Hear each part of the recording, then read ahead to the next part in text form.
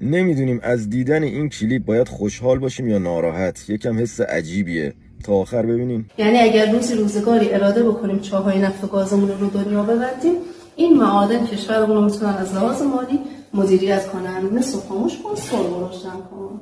مرسی. آره اینا معدن‌های سرب روی خاموشش کن، طلا رو روشن کن ببینیم چه خبره. طلای ترقبه، ارغش نشابور، زن تکا، باریت رو روشن کن، منتن زفایر طلای ایران. باریت خاموشش کن، آهن روشن کن. روشن بمونه، فسفات رو روشن کن.